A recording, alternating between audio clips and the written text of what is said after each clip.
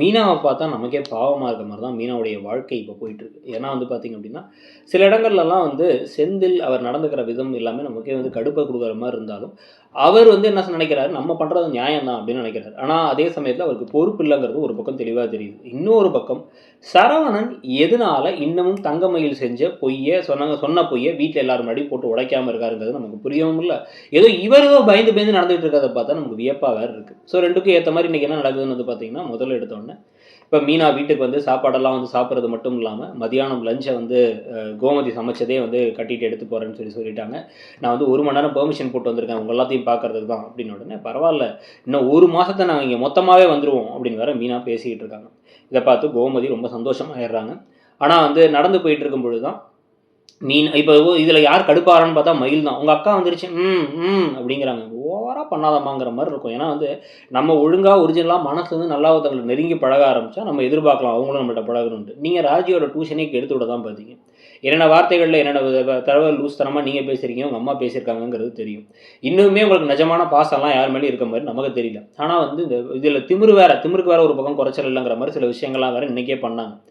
So இது நடக்கும் பொழுதே இன்னொரு பக்கம் வந்து இப்போ மீனாவும் ராஜியும் நடந்து போயிட்டு இருக்கும்போது ராஜி அங்கே எப்படி இருக்குது என்ன ஏதுன்னு கேட்கும் பொழுது நைட்டு 12:30 தான் வந்தார், குடிச்சிட்டு வந்தார் அப்படிங்கிறதெல்லாம் சொல்கிறாங்க மீனா.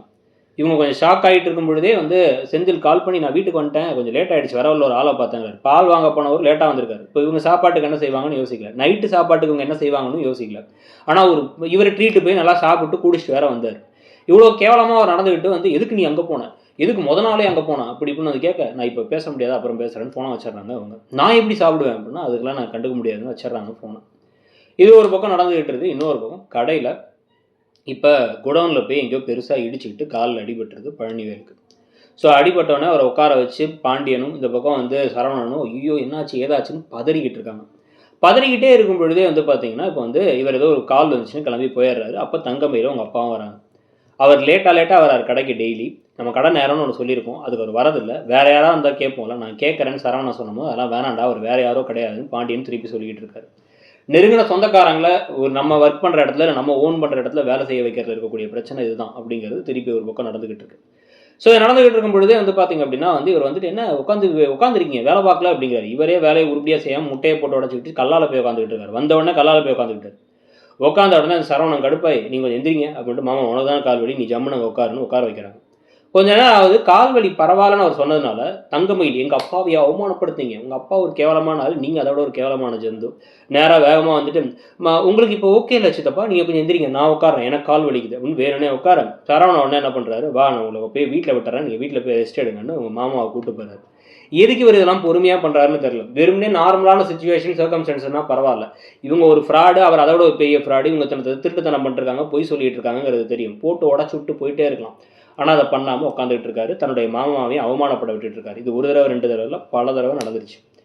வீட்டுக்கு வந்ததுக்கப்புறமா இன்னமும் ஐயோ எங்கள் மாமா திட்டுவாருன்னு இந்த பக்கம் இவர் யோசிச்சுட்டு உட்காந்துருக்காரு இப்போ பழனிவேல். அப்போ தான் வந்து என்ன ஆகுது அப்படின்னா, ஒரு ஃபங்க்ஷன் இருக்குது, ஒரு பர்த்டே ஃபங்க்ஷன் இருக்குது, அதுக்கு நீ போயிட்டு வான்னு கதிர்கிட்ட கோமதி சொல்ல, ஊரில் இருக்க பர்த்டே ஃபங்க்ஷனுக்குலாம் போகிறது இருக்கட்டும், நம்ம வீட்டுக்கு எதிர்த்த வீட்டில் நம்ம ஒரு ஃபங்க்ஷன் நடக்குது அம்மாவோட பர்த்டேக்கு, அதுக்கு நீ என்ன பண்ண போகிற அப்படின்னா, ஆமாம் எனக்கும் ஆசையாக தான் இருக்குது, அப்பா அந்த வரைக்கும் நல்லா நடக்கும், அண்ணன்களும் நல்லா தான் பண்ணுவாங்க, எனக்கு தான் அந்த ஆசை கொடுப்பனை கிடைக்கல அப்படின்னு பேசிகிட்டு இருக்கும் போது அம்மா ஒரு கண்டிஷன் வச்சுருக்கு, பர்த்டேவை கொண்டாடணுன்னா என் பொண்ணு அந்த பர்த்டேக்கு வந்தே தீரணும்னு சொல்லுது அப்படின்னு. இப்போ ஷாக் ஆகுறாங்க இந்த பக்கம் வந்து கோமதி.